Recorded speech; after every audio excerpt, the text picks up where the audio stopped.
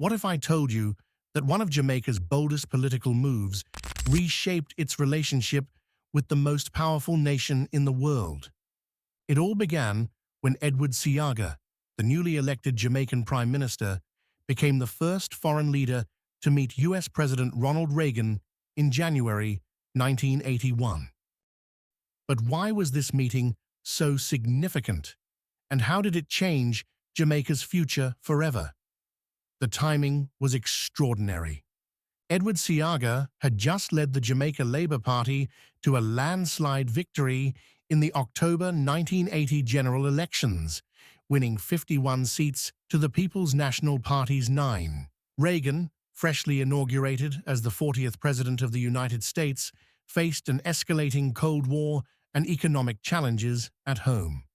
The two leaders, from vastly different worlds, shared a common goal: stabilizing the Caribbean, a region Reagan referred to as America's third border. It has been a great honor for my wife, myself, and my delegation to have been the first invitees of your new administration to Washington on an official visit. As a nation, economically and politically, we are arthritic. We have inherited the malady, and it is a malady that is going to take time to cure. Our concept of policy in this matter is one which directs to the possibility of developing greater flows in trade and in finance. Flows that will move capital and technology across the border to the economic development and betterment and mutual betterment of our people. But this wasn't just a diplomatic photo op.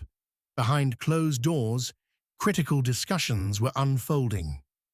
Jamaica, reeling from a 7-year economic recession, saw an opportunity for revitalization.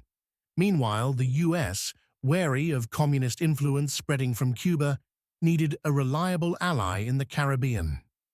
What followed was a meeting that intertwined economic ambition with strategic geopolitics. Seaga and Reagan's talks bore immediate fruit. One standout achievement was the Double Taxation Agreement, encouraging U.S. businesses to hold conventions in Jamaica by allowing expenses to be written off against U.S. taxes. This was a game-changer for Jamaica's tourism industry. The U.S. also agreed to purchase 1.6 million tons of Jamaican bauxite for its strategic stockpile. At a time when Jamaica's export earnings were plummeting, this agreement provided a much-needed financial boost.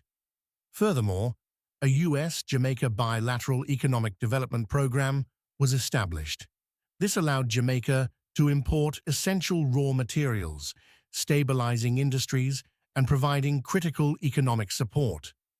The creation of a U.S. Business Committee, co-chaired by David Rockefeller, resulted in 46 investment proposals worth $130 million, signaling a robust future for foreign investment.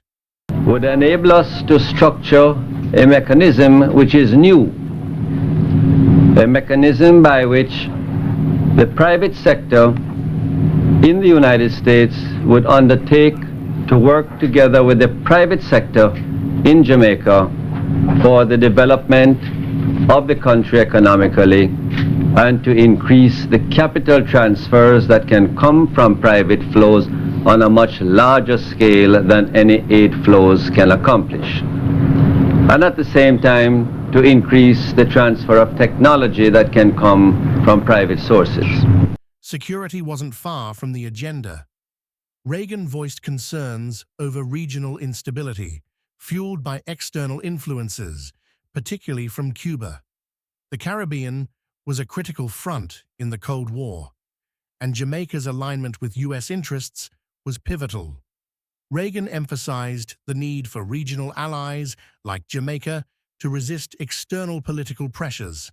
The discussions also touched on military aid to Central America, particularly El Salvador, as part of a broader strategy to curtail left-wing insurgencies.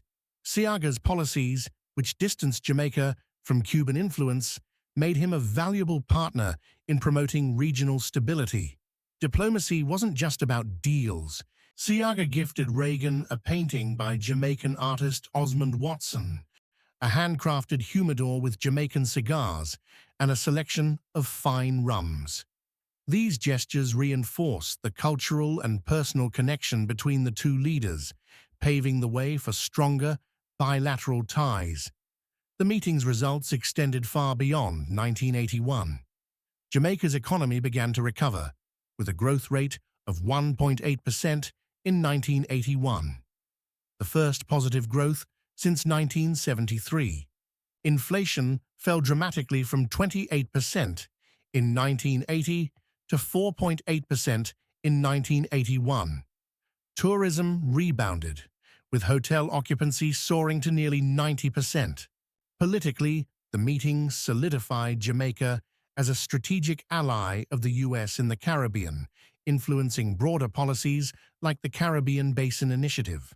The partnership also helped counteract communist influences in the region, reinforcing the U.S.'s geopolitical goals. And I'm delighted to start off my presidency with this first visit. I can assure him, and indeed all countries, that the United States will continue to respect peaceful political change that in this instance offers great hope for freedom.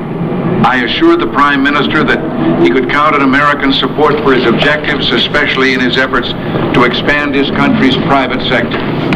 Mr. Prime Minister, we're honored to have you as America's first foreign visitor in our administration, and let me express my personal hope that the first shall not be last. Here are 3 bonus facts. 1.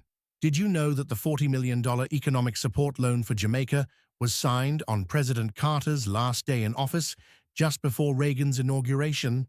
A seamless handoff of goodwill. 2. The U.S. Business Committee's investment proposals in Jamaica eventually paved the way for nearly $800 million in capital investments. 3. The symbolic gifts exchanged during the meeting underscored the cultural diplomacy at play, highlighting the importance of soft power in international relations. Edward Seaga's bold move to meet Ronald Reagan not only revitalized Jamaica's economy, but also strengthened its geopolitical standing. This historic meeting reminds us of the power of visionary leadership and strategic alliances. What other moments in history might have reshaped the fate of nations?